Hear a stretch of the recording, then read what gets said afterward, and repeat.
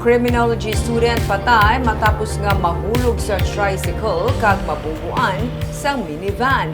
Driver sang minivan nagsungka na sa pulis.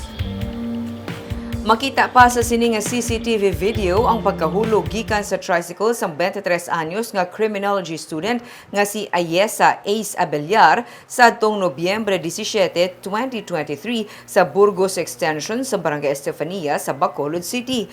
Ginapanaugan siya sang pasahero pero dugay-dugay may nagahagunos nga minivan nga nakabunggo sa biktima nga nagakaya pa sa dalan. Nadala pa sa ospital ang biktima apang gindeklarar nga dead on arrival bangod sa naagom nga pila sa lawas. Suno kay Police Captain Peter John Ramos, ang hepe sa Police Station 4, kahapon nagsungka ang driver sang minivan nga ginkilala kay Kimberly Rambilio. Suno sa pulis, ginkulbaan si Rambilio pagkatapos ang natabo. Rason nga wala siya gilayon, nagsungka sa otoridad. Detained karon si Rambilio sa custodial facility sa Police Station 4 kag nakagwa naman ang driver sa tricycle nga ginkilala kay John Helmar Pido. Ginahulat sa kapulisan ang desisyon sa pamilya ni Abellar kung magapasaka sila sang kaso.